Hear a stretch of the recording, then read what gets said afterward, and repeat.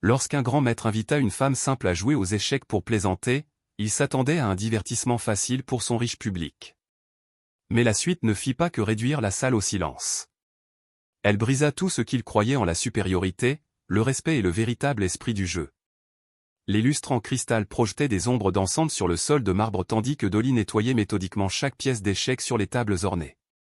Le club d'échecs exclusif bourdonnait de son activité nocturne habituelle. Des clients fortunés discutaient de stratégie autour d'un verre de vin coûteux, leur voix résonnant dans la salle haute de plafond avec une assurance que seul l'argent pouvait acheter. Dolly était invisible ici depuis 3 ans maintenant. Elle avait vu ces gens traiter les échecs comme un symbole de statut social, affichant leur classement et leurs adhésions comme des bijoux. Ils énuméraient les noms de joueurs célèbres qu'ils avaient rencontrés. Ils se vantaient de séances de coaching onéreuses et méprisaient quiconque n'appartenait pas à leur cercle d'élite. Attention à cet échiquier. Il vaut plus que votre salaire mensuel, lui avait dit un jour un membre. Dolly avait simplement hoché la tête et continué à nettoyer, sachant que la beauté des échecs n'avait rien à voir avec le prix des pièces. Elle avait grandi en aimant ce jeu dans le petit appartement de sa grand-mère, jouant sur un jeu en plastique acheté au magasin du coin. Sa grand-mère lui avait appris que les échecs étaient une question de mental, pas d'argent, mais de stratégie, de patience et de respect de l'adversaire. Mais cet endroit, avait transformé son jeu adoré en quelque chose d'horrible. C'est exactement pour ça qu'elle avait accepté ce travail. Chaque jour, elle voyait ces gens se moquer de tout ce qu'elle considérait comme sacré dans les échecs. Ils analysaient des parties qu'ils comprenaient à peine, critiquaient les coups de maître bien meilleurs qu'eux et, pire encore, ils écartaient quiconque ne correspondait pas à leur définition étroite de celui qui méritait de jouer. Les aides ne devaient même pas toucher aux pièces. Elle avait entendu une femme dire un jour, « Ils ne comprennent peut-être pas à quel point ils sont délicats. » Dolly s'était mordu la langue ce jour-là, comme tous les autres. Mais au fond d'elle, un feu brûlait. Elle en savait plus sur la stratégie échiquéenne que la plupart des gens présents dans cette salle n'auraient jamais imaginé. Elle avait étudié le jeu religieusement, non pas pour les trophées ou le classement, mais parce qu'elle aimait sincèrement l'art pur. Ce soir-là, c'était différent. L'atmosphère était chargée d'impatience tandis que les membres se préparaient pour leur exposition caritative mensuelle. C'était toujours la même routine. De riches donateurs se rassemblaient pour assister aux démonstrations et se réjouir de leurs contributions déductibles d'impôts. Tandis que Dolly disposait les chaises autour de la table de démonstration principale, elle le remarqua se pavaner dans la salle comme s'il était le maître des lieux. Marcus Cromwell, la fierté du club, un véritable grand maître qui avait emménagé ici 2 ans plus tôt et était immédiatement devenu leur trophée. Marcus était tout ce que Dolly méprisait dans le monde des échecs modernes, arrogant, condescendant et obsédé par sa propre réputation. Elle l'avait vu humilier les joueurs plus faibles par jeu, plaisantant sur leurs coups sous les rires d'un public d'attaquants maladroits. Les échecs, c'est une question d'intelligence, avait-il déclaré un jour lors d'une conférence. Certaines personnes ne naissent tout simplement pas avec la capacité mentale de vraiment comprendre ce jeu. Ce n'est pas vraiment leur faute. C'est juste la nature. La façon dont il l'avait dit, avec ce sourire suffisant et ce regard froid, avait retourné l'estomac de Dolly, mais elle avait continué à frotter le sol, invisible comme toujours. Ce soir-là, Marcus portait son habituel costume coûteux et ce sourire insupportable qui suggérait qu'il s'apprêtait à se divertir aux dépens d'autrui. Il était loin de se douter que son jeu préféré allait lui donner une leçon d'humilité qu'aucune somme d'argent ne pouvait acheter. La soirée caritative battait son plein lorsque Marcus décida qu'il était temps de s'adonner à son passe-temps favori, une humiliation publique déguisée en divertissement. Les donateurs avaient déjà généreusement contribué. Le vin coulait à flot et l'atmosphère était propice à ce qu'il considérait comme une démonstration pédagogique. « Mesdames et messieurs », annonça Marcus, sa voix tranchant le brouhaha comme un couteau. Ce soir, je me suis dit qu'on pourrait s'amuser un peu avec une leçon improvisée sur les niveaux de maîtrise des échecs. La foule se rassembla autour d'eux, leurs visages s'illuminant d'impatience. Ils adoraient regarder Marcus en action, surtout lorsqu'il s'apprêtait à démontrer sa supériorité sur une victime sans méfiance. Dolly continua de nettoyer les tables voisines, essayant de rester invisible, mais quelque chose dans le ton de Marcus la fit s'arrêter. Elle avait appris à reconnaître cette intonation particulière. Cela signifiait que quelqu'un allait être humilié pour le plus grand plaisir de la foule. Voyez-vous, poursuivit Marcus avec un geste solennel, il y a des hiérarchies naturelles aux échecs, comme dans la vie. Certains sont nés pour être des maîtres. D'autres Il laissa son regard parcourir la salle d'un air théâtral. Eh bien, d'autres ont d'autres objectifs. Son regard se posa sur Dolly, et un sourire cruel se répandit sur son visage comme de l'huile sur l'eau. Vous êtes là, appela-t-il en la désignant du doigt. Oui, vous, la femme de ménage. Comment vous appelez-vous? Toutes les têtes dans la salle se tournèrent vers Dolly. Elle sentit leurs escaliers comme des piqûres d'épingle sur sa peau, mais elle garda une expression neutre. Dolly, monsieur, Dolly. Parfait. Dis-moi, Dolly, sais-tu jouer aux échecs? La question flottait dans l'air comme un piège prêt à se déclencher. Dolly sentait l'amusement de la foule monter. Il savourait déjà la mise en place de l'humiliation que Marcus avait préparée. Je connais les règles, monsieur, répondit-elle doucement. Marcus frappa des mains avec une joie exagérée. Merveilleux. Mesdames et messieurs, que diriez-vous de donner à Dolly l'occasion de jouer contre un vrai grand maître? Juste pour le plaisir, bien sûr. La foule murmura son approbation, certains riant déjà de l'absurdité de la suggestion.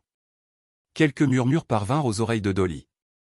Ça devrait être rapide, et la pauvre chose ne sait pas dans quoi elle s'embarque. Oh, je ne pourrais pas, monsieur, protesta Dolly, jouant son rôle à la perfection. Je travaille et je suis sûr que vous avez des bêtises plus importantes, interrompit Marcus, visiblement savourant l'instant. Considérez cela comme faisant partie du divertissement de ce soir. De plus, ce sera instructif pour tout le monde de voir la différence entre un talent naturel et, disons, l'enthousiasme. La foule rit de son insulte à peine voilée. Marcus désigna la table de démonstration ornée au centre de la salle. Ses pièces précieuses brillaient sous la lumière du lustre. Allez, ne soyez pas timide. Je vous promets d'être indulgent avec vous. On fera vite. Je ne voudrais pas vous empêcher de faire votre devoir. Trop longtemps. De nouveaux rires parcoururent la foule. Dolly regarda autour d'elle leurs visages impatients, leurs expressions suffisantes, annonçant un divertissement anticipé. Ces gens ne la voyaient que comme une source d'amusement, un moyen de se sentir supérieur. Ce feu familier commença à brûler en elle. D'accord, monsieur, dit-elle en posant ses produits de nettoyage. Si vous insistez. Le coffre orné brillait sous le lustre en cristal tandis que Dolly prenait place en face de Marcus. Les pièces coûteuses lui semblaient froides et lourdes dans les mains, si différentes du jeu en plastique usé où elle avait appris à aimer ce jeu. Mais les échecs étaient les échecs, qu'elles soient sculptés dans l'ivoire ou moulés dans le plastique. Maintenant, annonça Marcus à son auditoire captivé, commençons par une simple leçon de théorie des ouvertures. Dolly, sais-tu ce qu'est une ouverture? Quand tu commences la partie, répondit-elle simplement, sa voix ne trahissant rien du savoir qui brûlait sous la surface. Exactement, dit Marcus avec un sourire condescendant. Très bien. Maintenant, je vais vous montrer comment un maître aborde l'ouverture, comparé à... Eh bien, quelqu'un sans formation formelle, fit-il un geste dramatique en direction de l'échiquier. La clé de la maîtrise des échecs réside dans la compréhension de principes qui prennent des années à se développer. Reconnaissance des schémas, compréhension positionnelle, conscience tactique. Ce ne sont pas des choses qu'on peut apprendre en regardant. La foule hocha sagement la tête, comme si elle possédait elle-même une compréhension aussi profonde. Plusieurs membres se positionnèrent pour mieux voir. Leur téléphone était déjà sorti pour filmer ce qu'ils pensaient être une démolition rapide et amusante. Les dames d'abord, dit Marcus avec une galanterie exagérée, indiquant à Dolly de jouer les blancs.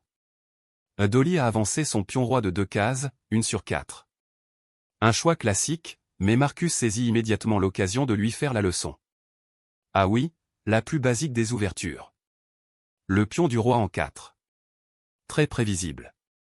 Voyez-vous, il s'adressa à la foule tout en déplaçant son propre pion en 5.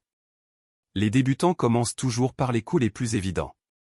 Ils n'ont pas encore acquis la sophistication nécessaire pour comprendre les subtilités de la théorie des ouvertures modernes.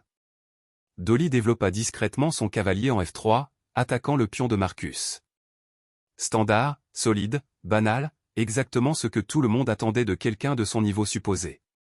Marcus répondit avec son cavalier en C6, puis se lança dans une autre mini-leçon. Remarquez comment je développe avec le tempo, en gardant le contrôle central tout en me préparant à des idées stratégiques plus complexes. C'est la différence entre jouer des coups et comprendre les échecs. Les premiers coups se poursuivirent comme dans un manuel. Dolly joua 3 BB5, l'ouverture roi Lopez. C'était classique, bien connu, le genre d'ouverture sur laquelle n'importe quel débutant pourrait tomber par hasard. Oh là là! Marcus rit. Elle est tombée par hasard sur la Roi Lopez. Comme c'est étrange. Bien sûr, connaître les premiers coups d'une ouverture est bien différent d'en comprendre les concepts stratégiques plus profonds. Mais quelque chose taraudait Marcus au fil de la partie. Les coups de Dolly, bien que simples en apparence, étaient parfaitement corrects. Pas seulement jouables, mais corrects. Ses pièces se développaient naturellement. Sa structure de pion restait solide et elle n'avait commis aucune imprécision. Probablement la chance du débutant, se dit-il. Après tout, les premiers coups de la plupart des ouvertures étaient assez simples. Le véritable test interviendrait en milieu de partie, lorsque des complications tactiques surgiraient et que la compréhension positionnelle deviendrait cruciale. Observez sa posture, murmura-t-il d'un ton conspirateur aux spectateurs alentour. Tendu à bloc. Elle n'a aucune idée de ce qui l'attend. Mais si Marcus avait regardé plus attentivement, il aurait peut-être remarqué que la tension apparente de Dolly n'était pas due à la nervosité, mais à la retenue. Au 15e coup, le commentaire condescendant de Marcus était passé de l'amusement à la perplexité. Chacun des coups de Dolly n'était pas seulement correct.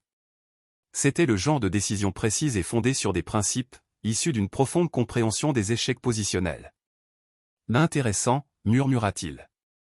Il étudia l'échiquier plus attentivement qu'il ne l'avait prévu. Elle ne fait pas les erreurs que je pensais. La foule commença à percevoir quelque chose de différent dans son ton. Là où il était jovial et dédaigneux auparavant, une pointe de concentration s'insinuait dans sa voix. Plusieurs spectateurs se penchèrent en avant, essayant de comprendre ce qui se passait sur l'échiquier. Dolly roqua côté roi avec une efficacité discrète. Le coup était parfaitement synchronisé. Ni trop tôt, ni trop tard. Sa tour entra en jeu sur la colonne F, et soudain, Marcus réalisa que sa propre position de roi n'était pas aussi sûre qu'il le pensait. C'est plutôt bien, admit-il à contre-cœur, avant de se reprendre rapidement. Bien sûr, même une horloge cassée a raison 2 fois par jour. La chance du débutant peut parfois produire de bons coups, mais la chance n'explique pas 15 coups forts consécutifs. Marcus se surprit à réfléchir, calculant des variantes dont il ne s'attendait pas à avoir besoin. C'était censé être un travail de démolition de 5 minutes, pas une vraie partie. Le coup suivant de Dolly l'arrêta net. Elle joua Kio 7D6 et soudain Marcus comprit le piège dans lequel il s'était jeté. S'il prenait son fou en G4 comme prévu, elle n'en avait pas 5, fourchant son roi et sa dame. Comment avait-elle pu voir ça 3 coups plus tôt? Marcus s'éclaircit la gorge, feignant d'examiner ses options tandis que son esprit s'emballait. Bien sûr, face à une opposition plus faible, il faut toujours veiller à ne pas sous-estimer les possibilités tactiques. La foule s'impatientait. Il s'attendait à du divertissement, mais cela se transformait en une véritable partie d'échecs. Plusieurs membres chuchotaient entre eux, visiblement déconcertés par la durée prolongée de ce qui aurait dû être une démonstration rapide. « Il a des problèmes », chuchota une femme à son mari. Marcus entendit le commentaire. Et sentit le feu lui monter aux joues. C'était censé être son moment de triomphe, la démonstration de sa supériorité naturelle. Au lieu de cela, il se retrouva aux prises avec une femme de ménage qui ne devrait même pas savoir ce qu'est une fourchette. Dolly était assise tranquillement en face de lui, l'air inchangé. Elle ne jubilait pas ni ne se laissait aller. Elle jouait simplement aux échecs. Au bon jeu d'échecs. Des échecs dévastateurs. Là elle devait étudier, murmura Marcus, plus pour lui-même que pour la foule. Il avait probablement regardé des parties, ramassant des bribes d'informations. Mais au fond de lui, il commençait à réaliser que ce dont il était témoin n'était pas une connaissance copiée ni une intuition chanceuse. C'était la compréhension pure des échecs, celle qu'on ne peut ni falsifier ni découvrir par hasard. Lorsque le coup suivant de Dolly créa une subtile faiblesse de pion dans sa position, si légère que la plupart des joueurs ne la remarqueraient même pas, mais si permanente qu'elle allait hanter la position pour le reste de la partie, Marcus comprit enfin. Il ne jouait pas contre une femme de ménage qui s'y connaissait en échecs. Il jouait contre un maître. La salle était plongée dans un silence total. Ce qui avait commencé comme un divertissement informel s'était transformé en quelque chose qu'aucun d'eux n'avait anticipé, une véritable bataille d'échecs. Marcus fixait l'échiquier, des gouttes de sueur perlant sur son front, réalisant l'ampleur de sa situation. Dolly l'avait méthodiquement dominé pendant les 10 derniers coups, et maintenant la position. La situation devenait critique. Chaque pièce déplacée servait à plusieurs fins. Chaque poussée de pion créait des menaces cachées. Ce n'était ni de la chance ni de la copie. C'était de l'art. Elle est plutôt douée pour quelqu'un qui connaît les règles, murmura le docteur Patterson, l'un des meilleurs joueurs du club.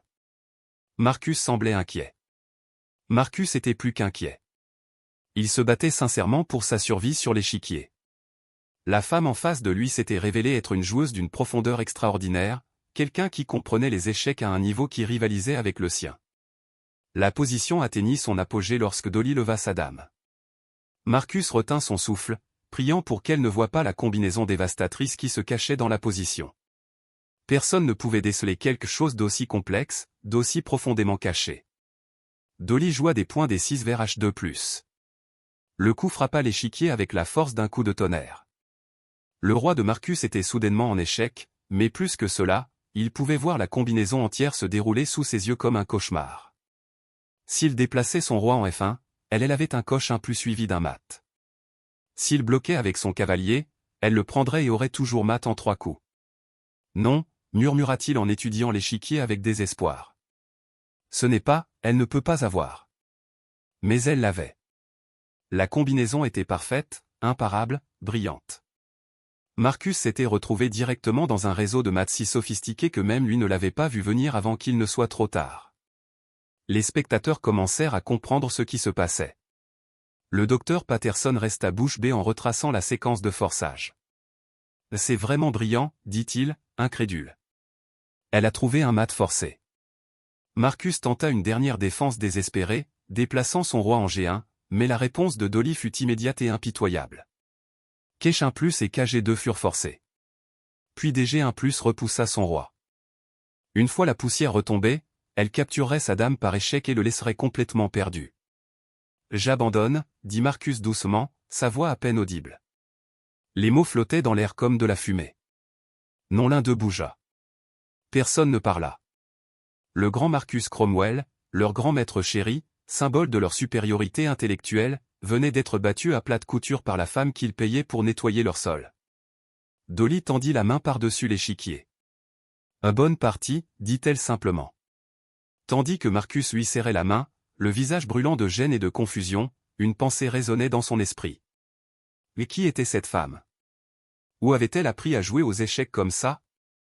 Et comment avait-il pu se tromper à ce point surtout? Le silence dans la pièce était assourdissant. Leur vision du monde venait d'être bouleversée par une femme discrète en simple chemisier qui comprenait les échecs mieux qu'aucun d'entre eux. Le silence se prolongea jusqu'à ce que le docteur Patterson retrouve enfin la voix. C'étaient des échecs extraordinaires. Où avez-vous appris à jouer comme ça?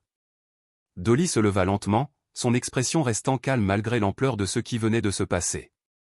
J'ai toujours aimé ce jeu, dit-elle simplement. Ma grand-mère me l'a appris quand j'étais petite. Mais cette combinaison, balbutia Marcus, essayant encore d'assimiler sa défaite. La façon dont on construit cette position, c'est une compréhension de niveau maître. Pour la première fois ce soir-là, l'expression de Dolly s'adoucit légèrement. Les échecs ne sont pas une question d'argent, de statut ou de trèfle raffiné, dit-elle doucement. C'est la beauté du jeu lui-même, la façon dont les pièces s'assemblent, les solutions élégantes qui se cachent dans des positions complexes. Elle fit un geste autour de la salle opulente. Je travaille ici parce que j'aime être entouré d'échecs. Même si je méprise ce que cet endroit représente. Vous avez tous transformé quelque chose de pur et de beau en un outil pour vous sentir supérieur aux autres. Marcus ressentait le poids de ses paroles. Chaque commentaire cruel qu'il avait fait. Chaque fois qu'il avait écarté quelqu'un comme n'étant pas un joueur d'échecs, chaque fois qu'il avait utilisé son talent pour humilier plutôt que pour enseigner, tout lui revenait en mémoire. Je pensais que les échecs servaient à prouver qu'on était meilleur que les autres, admit-il d'une voix rauque. Mais en vous regardant jouer, vous ne cherchiez pas à me mettre dans l'embarras. Vous jouiez juste magnifiquement. Dolly hocha la tête. Les échecs nous apprennent l'humilité si on le permet. Chaque partie est une occasion d'apprendre quelque chose de nouveau, quel que soit l'adversaire.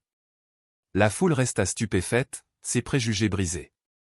Certains semblaient honteux, d'autres simplement déconcertés par ce qu'ils avaient vu. Peut-être, dit doucement Marcus. Tu pourrais m'apprendre quelque chose sur le véritable esprit des échecs, un de ces jours. Dolly sourit pour la première fois ce soir-là. J'aimerais bien, dit-elle. Après tout, on n'est jamais trop vieux pour apprendre. Des histoires comme celle des poupées nous rappellent que la sagesse et le talent se cachent souvent là où on ne les attend pas. La prochaine fois que vous rencontrerez quelqu'un, rappelez-vous que vous aurez peut-être affaire à un maître dont vous n'avez jamais remarqué le génie. Qu'est-ce que cette histoire vous a appris sur le jugement des autres? Avez-vous déjà sous-estimé quelqu'un qui vous a surpris? Partagez vos impressions dans les commentaires ci-dessous et dites-nous d'où vous regardez. Si des histoires comme celle-ci vous incitent à regarder au-delà des apparences et à trouver l'extraordinaire et l'ordinaire, pensez à vous abonner pour découvrir d'autres récits qui remettent en question notre vision du monde. Parce que parfois, les leçons les plus puissantes viennent des voies les plus discrètes.